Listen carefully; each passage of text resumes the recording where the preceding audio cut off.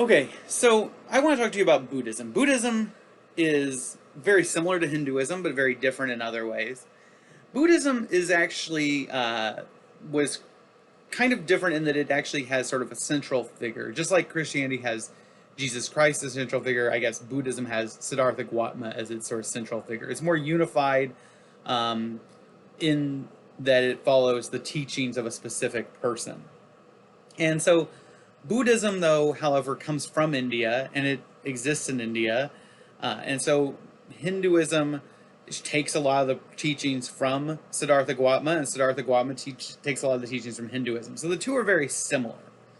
But the idea of Buddhism is with Siddhartha Gautama as a central figure in this, is that Siddhartha Gautama was the son of a king of India. So he was a prince in India. And so Siddhartha Gautama was born into royalty. Now, in India at that time, there was not just one kingdom, it was many kingdoms. And so he was just prince of one of those kingdoms. And so when he was born, his mother died in childbirth. And at some point, his father had a dream or vision, and he got it interpreted. And basically, the interpretation was that his son was destined for greatness, and he was either going to be the great religious teacher or a great king who unites all of India under one kingdom. And of course, his father, being a king, was like, I want my kid to be a king who connects all of India under one kingdom, and he can be the king of it all. And so he decides he's going to keep his son cloistered in the palace, not let him go out, try to protect him so that he is able to become the king and have great things happen. So at some point when he gets older, he decides to defy his father's order. And so while he's out, he has four things occur, four things he sees that become the four passing visions of Hinduism. I'm sorry, Buddhism. The four passing sights. And the first thing he does is one day when he sneaks out, he sees an old man. He sees an old man and he goes, "What's that?" And he says, well, one of the guys who snuck out with him, one of the king's people, said, "That is an old man." He said, "Not everybody is young and vibrant and alive, like all the workers in the palace." He said, "Everybody eventually gets old and they eventually become, kind of just not healthy looking, I suppose." And so he says, "Oh, okay." And he had never seen an old man before.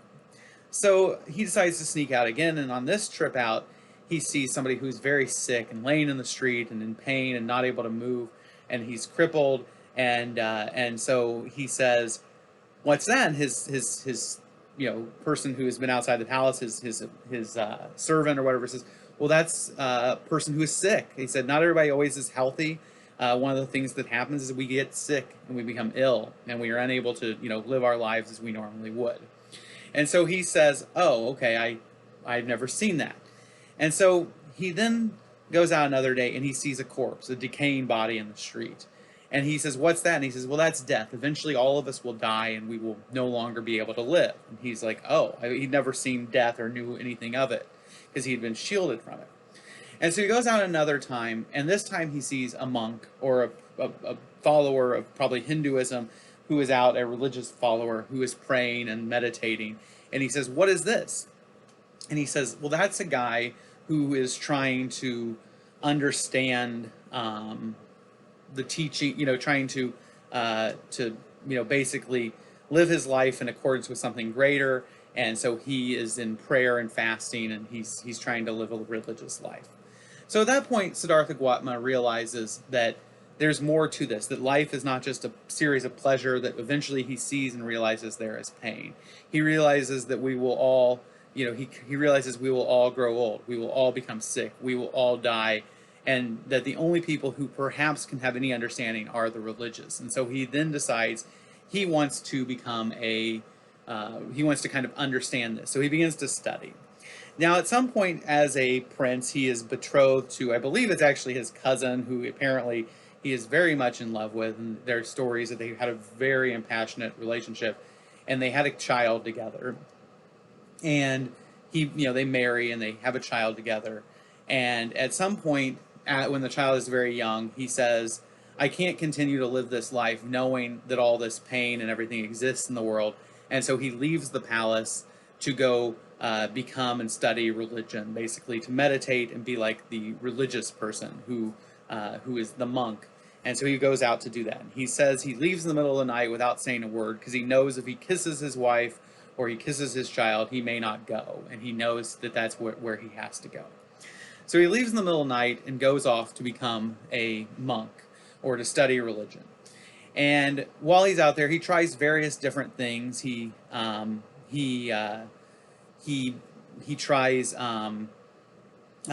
extreme asceticism, and he's apparently the best. When I say asceticism is the idea of fasting.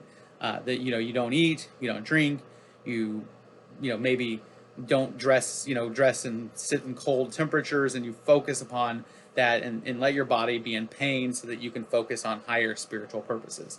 He gets to a point where he can eat barely anything and he's very weak. And at some point during that process, he's kind of like the king of the ascetics, the people who do this, and everybody looks up to him, and he suddenly one day realizes, what's the point of me becoming so weak in body that I can't spread what I learned?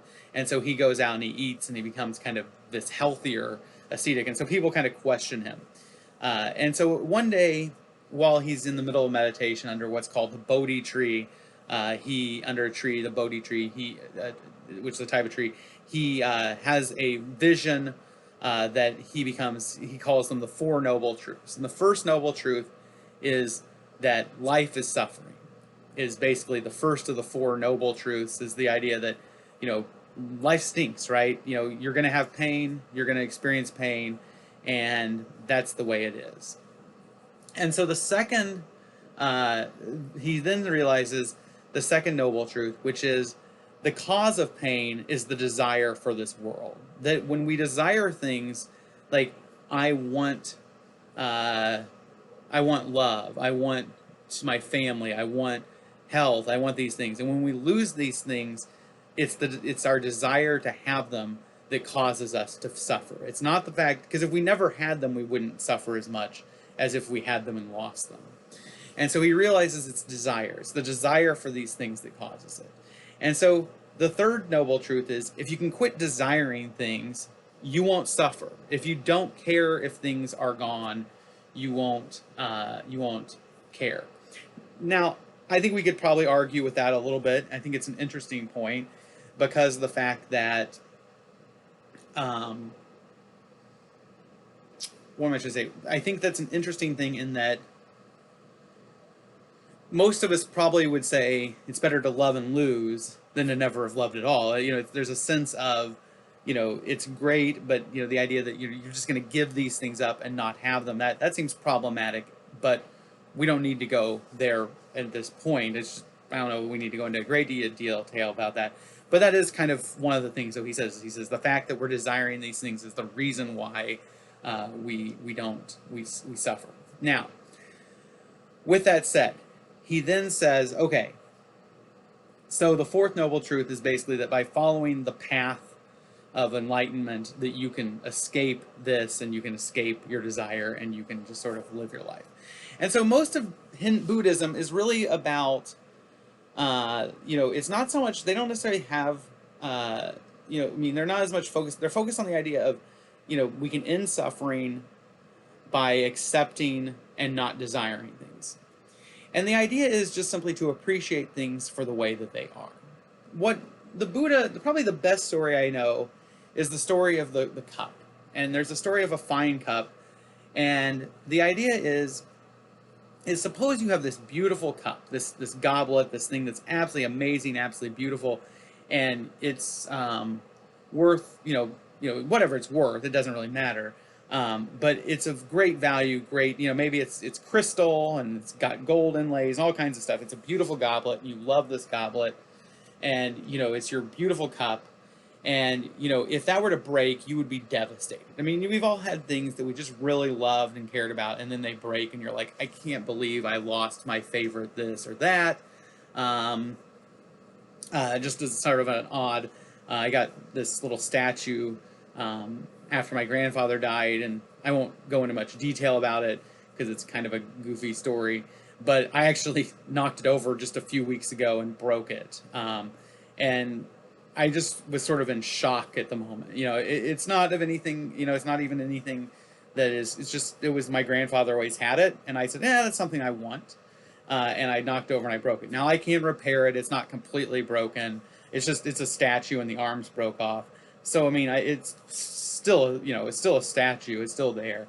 It still has meaning, and I could always glue those arms back on. But the idea though was when that happened, it was a little bit kind of, I was just sort of taken aback. I was like, I just looked at it, felt, and I saw it broken. I was just like, I mean, it wasn't anything huge. And so we can all sort of experience that, that sense of loss when something we care about breaks. So what he says is, though, the teaching of this guru who talks about this is, he says, suppose you have this beautiful goblet, but suppose you know that tonight that goblet will break. At the stroke of midnight, that goblet will fall to the ground and be broken, right? Now, you can try to clutch onto it and hold it and keep it from being broken, but it's going to break. You can't undo that. So instead, he said, what you should do is you should go out, you should fill the cup, you should drink with it, you should enjoy the cup, because you know at the end of tonight, that goblet could be gone, right? That goblet will be broken. It will be gone. So you enjoy life. And when the goblet breaks, are you sad? Maybe, but not really, because you knew that that was coming. You knew you were going to lose it. You can't be upset. You can't be surprised. You knew that was coming, and you enjoyed every moment you had with it while you had it. And that's sort of where Siddhartha Gautama and Buddhism sort of push you, is they say, don't live your life where you live your life with the awareness that everything that gives you pleasure will end. Everything that gives you happiness, you will eventually become old, you will eventually become sick, you will eventually die. And that will happen. So enjoy it while you have it. Enjoy it while it's there. And don't look to it. And so what happens is, it's just like with anything. I mean, I'll say, like, for example, when my grandfather did die, who died about 4 years ago, right now as I'm making this video, he died in mid-March, and it's mid-March. And it was about 4 years ago. And so when my grandfather died, I was, of course, sad. I was very close to my grandfather. But I don't remember being, like, overly sad. My grandfather was 91, almost 92 years old. And, I felt like he had lived his life. We enjoyed our time together. And as long as I had not taken that for granted, I think in some years as I had kids, I didn't always spend as much time with him. And so I regret that. But I don't regret anything else. And I knew that his time would come. And so when he died, I was sad, but not as sad as I would be if I had not enjoyed that time when we were alive. And I think that is kind of what Gautama is trying to get at, is the idea that, you need to enjoy the time as it is and not be overly worried about it. So that's kind of the idea of Buddhism. Buddhism is about sort of that same, cycle of life, death, birth, rebirth, where you eventually escape it through processes of meditation and other things as well. But it has more of that story and has a little bit different take on some of that, and definitely doesn't have the same cycles of life that Hinduism accepts. At the end of the day, I guess part of why we also talk about this is just sort of to show a very different concept of what God is, what reality is, and that even though we talk very much in the philosophy of religion chapters, things like cosmological, teleological, these arguments, that to a large degree, things like the problem of evil are handled very differently in a religion like this, but yet, and you can't really apply those same methods of discourse and conversation about those as you would within the Western tradition. Thanks.